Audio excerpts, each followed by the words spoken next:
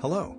Thanks for joining us on Footprint Report, where we dive into the latest news and trends about tokens, projects, protocols, and more. Today, we will focus on how to find opportunities in a bear market. In a bull market, passive returns can be achieved by simply investing in beta to follow the general trend. But in bear markets, it doesn't work. Amid these conditions, we need to use alpha investing to find opportunities to invest. Our presentation today is separated into two parts. First part is how to invest in DeFi in a bear market. In the second part, let's explore how to invest in GameFi in a bear market. Okay, we begin with the first part, how to invest in DeFi in a bear market. The first thing to do is to use macro data to find market trends. DeFi copies almost all the models of traditional finance, from lending to financial derivatives. The main difference between DeFi and traditional finance projects is the use of smart contracts, more transparent information on the chain, and the minting of its own token as an incentive. Therefore, DeFi has many of the characteristics of traditional finance, but it lacks strong regulation leading to high price fluctuations.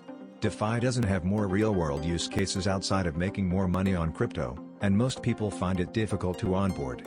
Therefore, user growth has stalled after an initial boom in interest. According to data from Footprint Analytics, DEXs don't remain the top category within DeFi by TVL, its market share declined 40% to 27%. Lending projects have been obliterated, dropping from second place at 20% to 8%. Assets and bridge projects now occupy 31% and 12% of the market. With a preliminary judgment of the macro situation, let's explore two relatively low-risk strategies. First one is using a dollar cost average strategy. Dollar cost averaging refers to allocate an equal amount of money and invest it regularly. It contrasts with trying to time the market, selling at highs and buying lows. In the current macro environment, we cannot tell when a token will hit bottom. So, it makes sense to dollar cost average into projects you believe will survive long term. While steadily investing regular sums of cash is less profitable than making perfect swing trades, it is safer. Second one is stablecoin investing. FOMO emotions due to high cryptocurrency volatility make it difficult to make good decisions, especially in bear markets, so using stablecoins is a relatively low-risk investment option. There is no shortage of investments in stablecoins on both lending and DEX platforms, and a LP formed with a stablecoin also protects against impermanent loss. While stablecoins have more use cases and less volatility, it is important to remember that they also have risk. However, after the USD crash, the security of algorithmic stablecoins is a concern. The opaque information of centralized stablecoins also presents certain security issues, and the liquidation risk of over-collateralized stablecoins is also concerning. According to Footprint Analytics, the plunge has caused a precipitous drop in TVL for Curve, DeFi's largest stablecoin DEX platform. This has shown that stablecoins aren't so stable after all, so invest with caution. Next, let's talk about the GameFi part. First and foremost, it is also from the perspective of identifying market trends in the macro market. Data from Footprint Analytics shows that GamePHI's unique users grew to a crescendo in late 2021, peaked again in January, and then oscillated downward. A more significant drop occurred in late May, with a gradual decline in new users. On June 8, there were 65,000 new users and 606,000 unique users, only 30% of the peak. GameFi 1.0 is rapidly developing, and the most common feeling among players is boredom. The current games are less playable, and most of the projects only use tokens as a reward mechanism to attract a large number of mining and selling players, and the project period is basically only a few months. It is not easy to choose a project to invest in among many GameFi projects. It's a good way to evaluate the project in terms of project popularity, new player growth, retention of old users and token issuing. Enter at the early stage will be more likely to return the capital, and at the same time should pay more attention to the project's dynamics, according to the project's dynamics in a timely manner to make decisions and may seize the opportunity on the eve of token price fluctuations. For example, many users liked StarShark's early model, and a large number of users joined the project. However, the rapid influx of users caused the token to be overminted, and token inflation led to a price drop.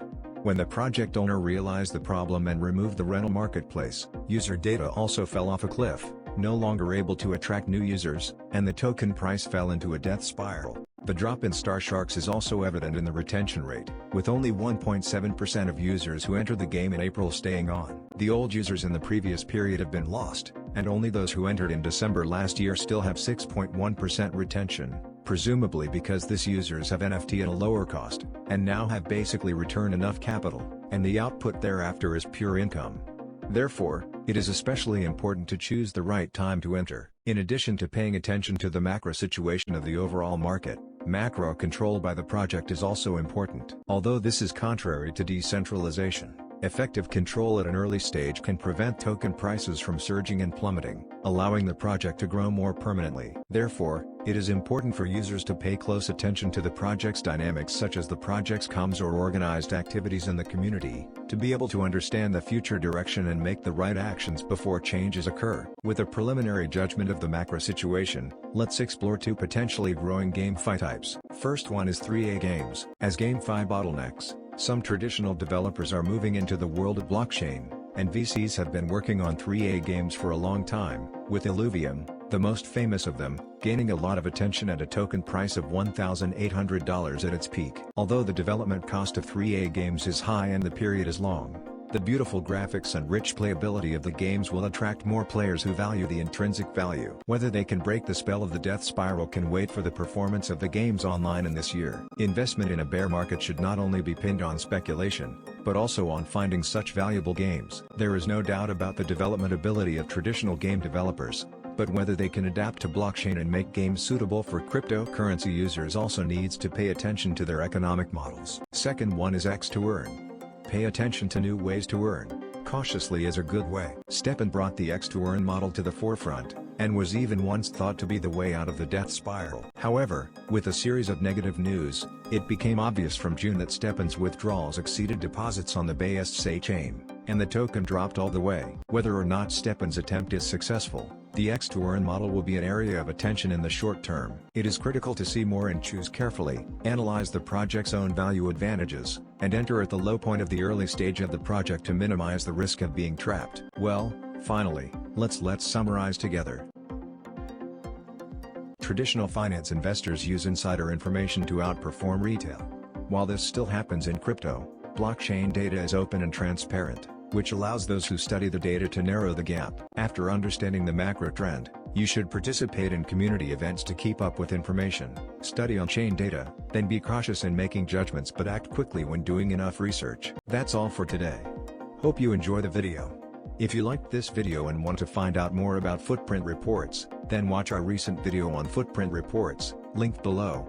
If you have some suggestion, just feel free to discuss with us. See you next time.